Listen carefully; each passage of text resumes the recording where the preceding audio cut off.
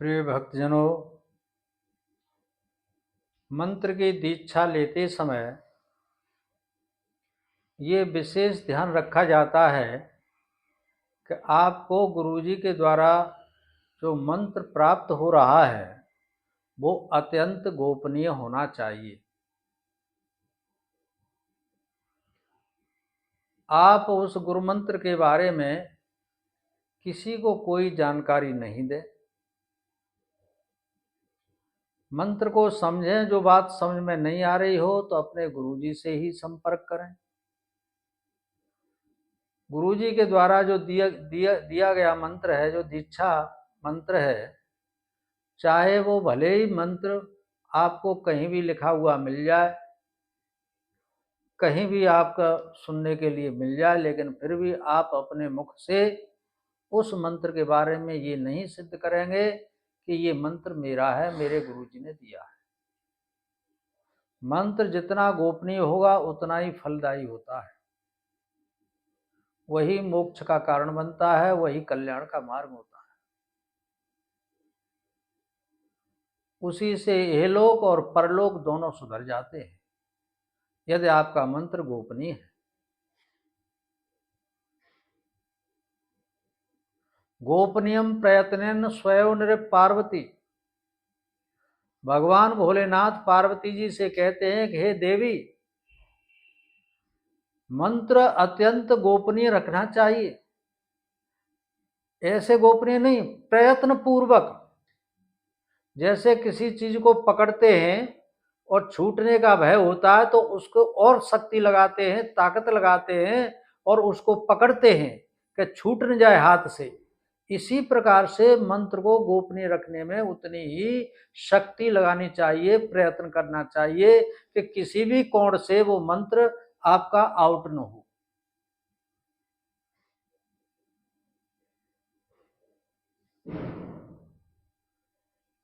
इसके साथ में और भी बातें हैं। 9 चीजें ऐसी हैं जिनके बारे में कभी नहीं बताया जाता है। आज हम आपको वो भी बता रहे हैं। आयुर्वित्तम ग्रह छिद्रम, आयुर्वित्तम ग्रह छिद्रम मंत्रम मैथुनम भेषजम तपोदाने पमानम च नवम गोप्यम यत्नसः।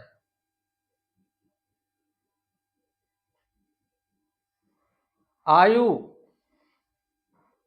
आजकल तो डेट ऑफ बर्थ सब कागजों में लिखी होती है, सर्टिफिकेट में लिखी होती है, तो उससे पता लग जाता है। लेकिन फिर भी अपनी वास्तविक आयु कितनी है ये भी बताने का विषय नहीं है। उससे 10-5 साल ऊपर बोलो, उससे 10-5 साल नीचे बोलो, लेकिन अपनी सुनिश्चित आयु जो है उसके बारे में भी नहीं बताना चाहिए। आयुर्वित्तम, आयु अब दूसरे नंबर पर वित्त है। वित्त कहते हैं धन को। आपके पास कितना धन है, खातों में कितना पड़ा है, एफडी कितनी है, संपत्ति कितनी है। दूसरे लोग अनुमान लगाएं सो लगाते रहें, आप उनको तो नहीं रोक सकते, लेकिन अपने द्वारा कभी भी अपने धन के बारे में, अपने वित्त के बारे में, अपनी संपत्ति के बारे में कभी नहीं बताना चाहिए, न कभी जिक्र करना चाहिए कि हमारे पास इतनी संपत्ति है। ये भी गोपनीय रखने का विषय है, गोपनीय रखना चाहिए। लेकिन आज की संपत्ति तो ऐसी है कि सबको दिखाई देती है।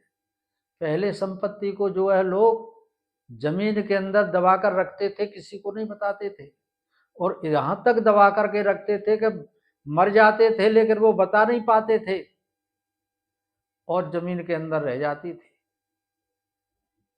आज खातों के माध्यम से और संपत्ति पर नाम लिखने से कि ये अमुक भवन, ये अमुक पिला, अमुक किला, ये जितनी बातें होती हैं इनसे संपत्ति के विषय में ज्ञान हो जाया करता है कि ये अमुक व्यक्ति की संपत्ति है, किंतु ये भी बताने का विषय नहीं है। आयुर्वित्तम अब तीसरे नंबर पर आता है गृह छिद्रम। गृह छिद्र कहते हैं क्लेश, घर की लड़ाई, परिवार में टेंशनबाजी।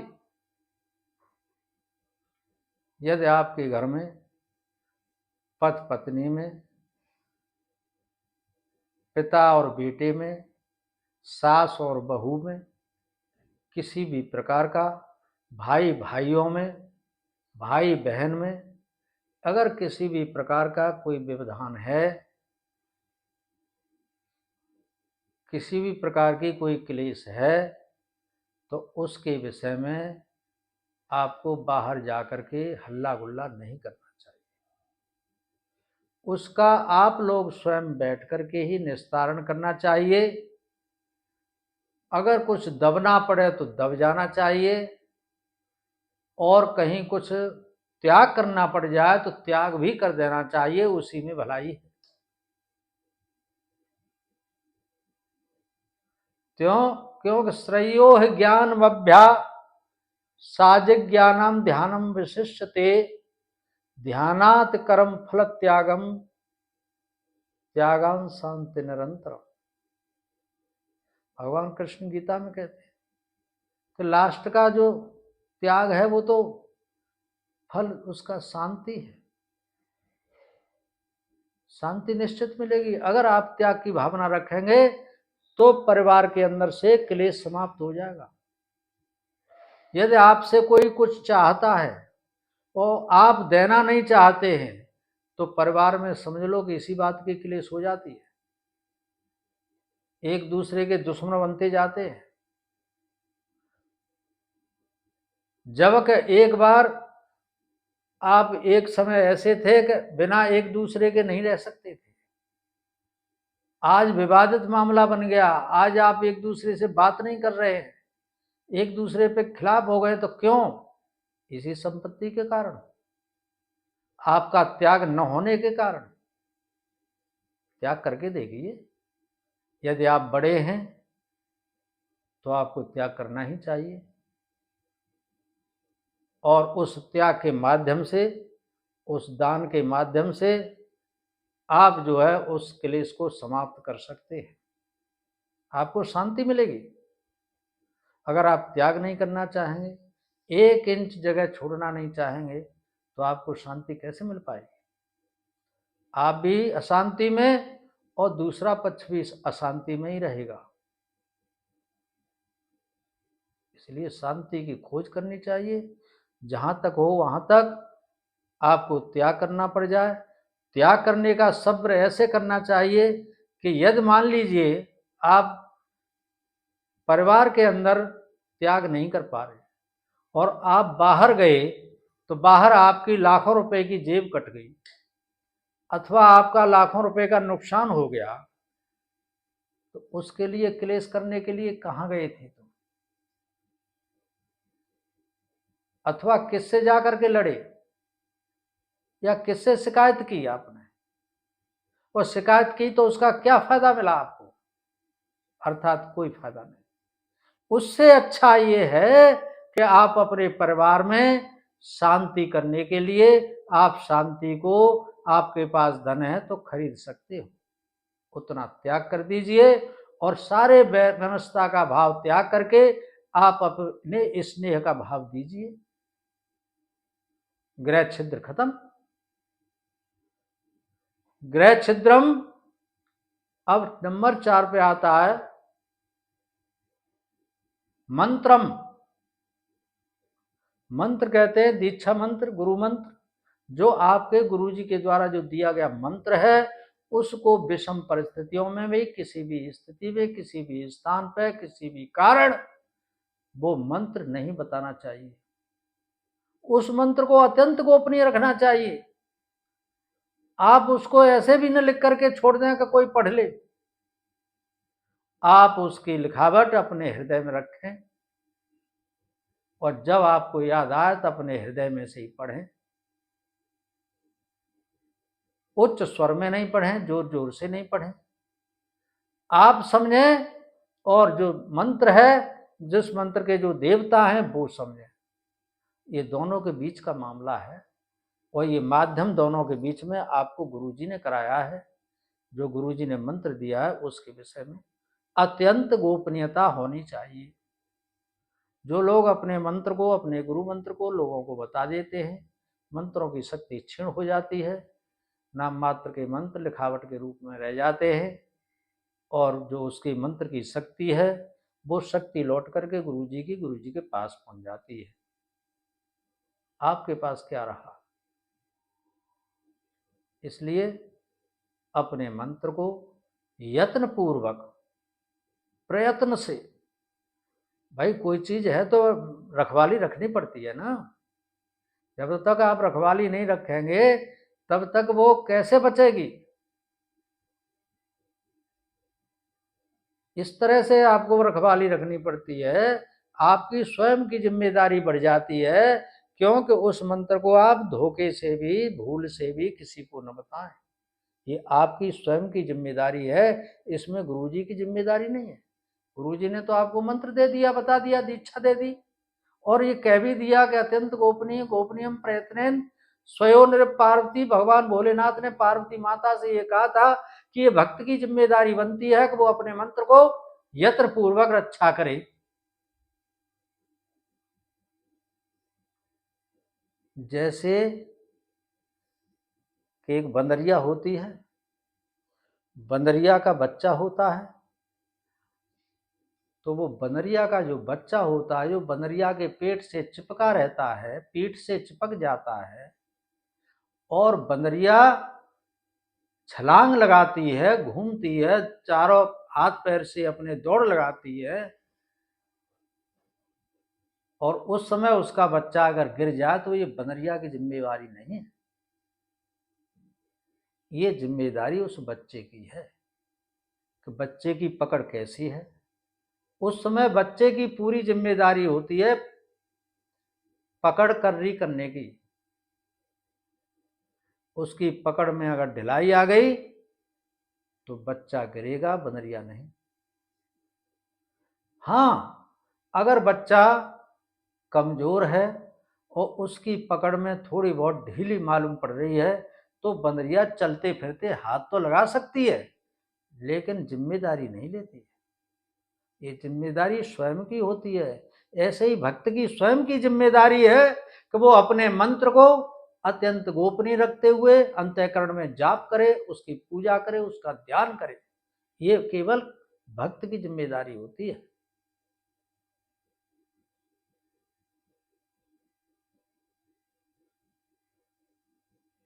मंत्रम, अब अगला नंबर आता है मैथुनम।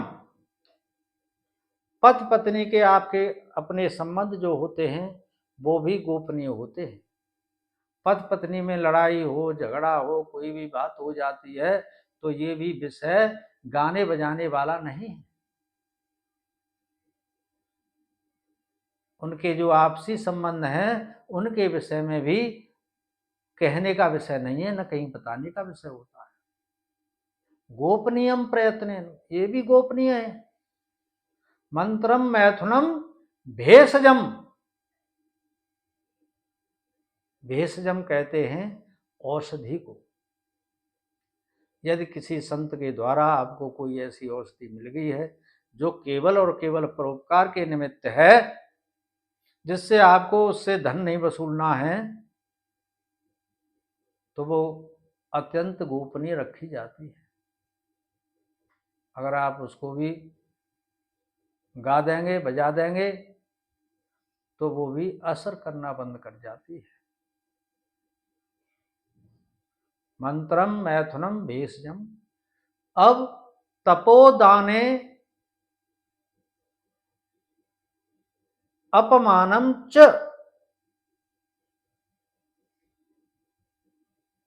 अब अगला नंबर आता है, 7वां नंबर आता है तप का।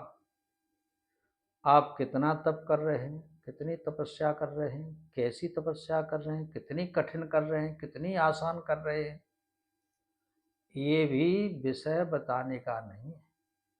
जैसे बहुत से भक्त ऐसे लोग होते हैं वो रोजाना सुना देते हैं, आज हमने जो है इतने बार हनुमान चालीसा का पाठ किया। हम रोजाना 108 बार हनुमान चालीसा का पाठ करते हैं।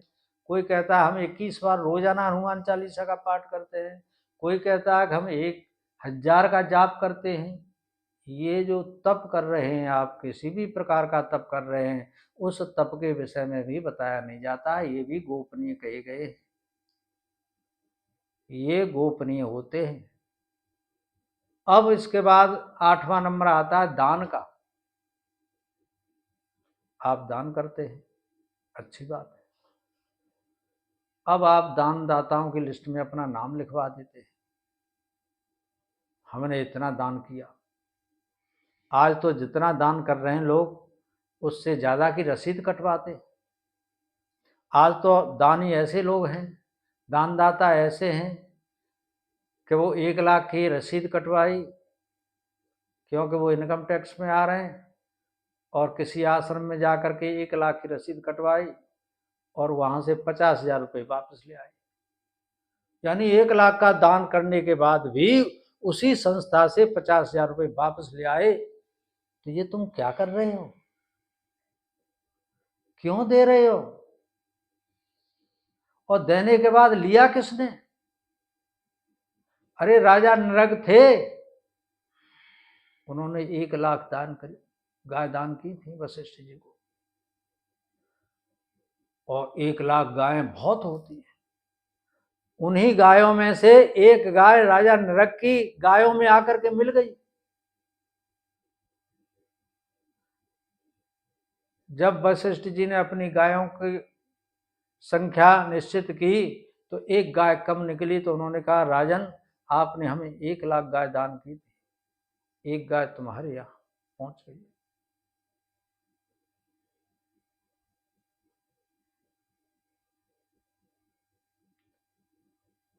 राजा ने उस गाय को पुनः दूसरे ऋषियों को दान कर दी। उनको क्या पता था कि इसमें आकर के एक गाय मिल गई है। अब वो दान विश्वामित्र को पहुंच गया। अब वशिष्ठ जी कहेंगे ये तो गाय हमारी है, हमको राजा ने दान की है। और विश्वामित्र कहे नहीं, हमको राजा ने दान की है। तो दोनों ऋषि राजा के पास पहुंच गए, राजा नरक के पास। राजन, ये तुम क्या कर रहे हो? आपने दान हमको गाय की, हमारी गाय इनके पास पहुंच गई, और वो कहते हैं कि आपने उनको दान की। तो राजा नरक बोले कि मेरी इसमें कोई गलती नहीं है। अब गलती है आपकी या नहीं है, आप जानो, आपका दान जाने। लेकिन ऋषि ने श्राप दे दिया कि तुमको गिरगिट की योनि प्राप्त होगी। तुमने एक बार दान कर दिया, वही दान दूसरे को दे दिया, और बिना उसकी आज्ञा के तुम्हें गिरगिट की योनि प्राप्त होगी, श्रापित हो गई। आज तो खुलेआम ऐसा हो रहा है कि 1 लाख की रसीद गौशाला को जा रही है, गौशाला के प्रबंधक से अपनी बात करके 50,000 रुपए की वापस आ गई। अथवा आप 50,000 का दान उस जगह कर रहे हैं जहां लोग जाने कि कोई दानदाता हैं जिन्होंने दान किया है। ये दान की श्रेणी में नहीं है, ऐसा दान नहीं करो। आपकी क्षमता हो और आपकी श्रद्धा हो उतना दान करिए, लेकिन वापस न लीजिए।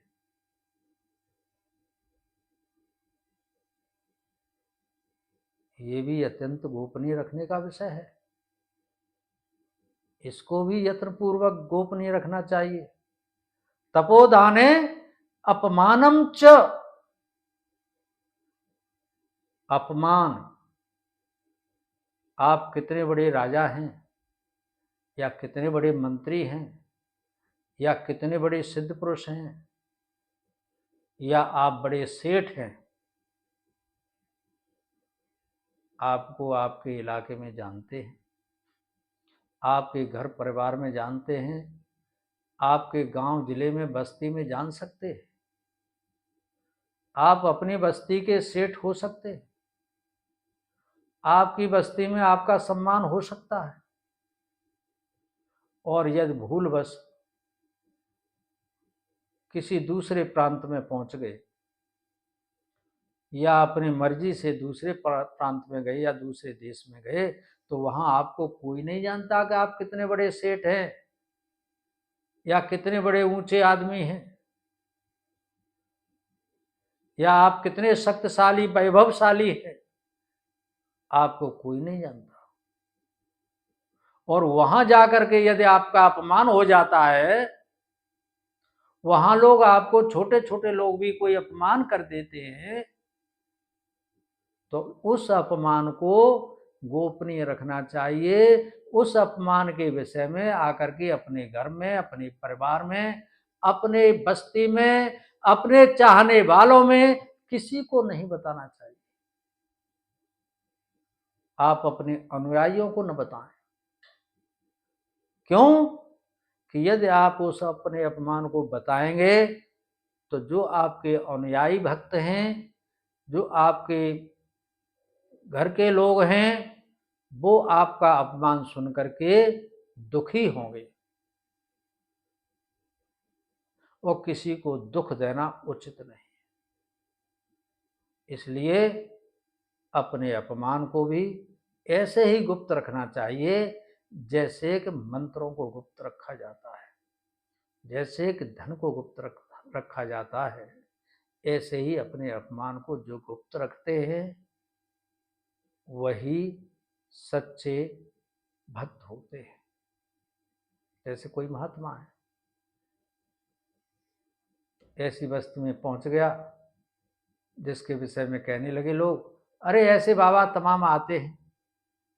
हालांकि ऐसे नहीं आते होंगे, हर महात्मा एक जैसा नहीं है, हर साधु एक जैसा नहीं है, लेकिन फिर भी एक अच्छे संत को भी लोग और ऐसी उपमा देते हैं जिससे संत को क्रोध आना चाहिए, लेकिन संत को क्रोध नहीं आना चाहिए।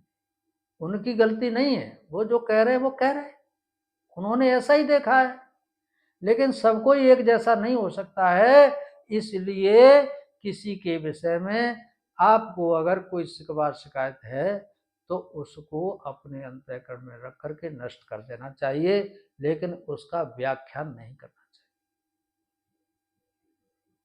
अरे हो गई, किसी से गलती हो गई आपके विषय में, आपके प्रारब्ध अनुसार हो गई, आपको अपयश की प्राप्ति होनी थी, आपको किसी ने गालियां दी, तो गाली देने वाले को आप दोष न माने। ये अच्छे सज्जन पुरुषों का लक्षण है, आभूषण है। क्योंकि आप ऐसे समझ लें कि उनका विवेक इतना ही था जितना उन्होंने प्रयोग किया है, और हमारा प्रारब्ध ऐसा था जिसके कारण से हमको वो अनुचित भाषा सुनने के लिए मिल गई। अगर हमारा प्रारब्ध ही प्रबल होता तो वो हमसे अनुचित भाषा का प्रयोग करते ही नहीं, हमको गालियां देते ही नहीं। ऐसा सज्जन पुरुष समझ करके त्याग कर देते हैं और उस विषय को दोबारा से नहीं उठाते। तो आयुर्वित्तम ग्रह छिद्रम मंत्रम मैथुनम भेषजम तपोदानेपमानम च नवम गोप्यम यत्न सह। यत्न सह, ऐसे पकड़ मजबूत होनी चाहिए। इस तरह से दीक्षा संबंधी बात, मंत्र संबंधी बात आपको हमने बताई।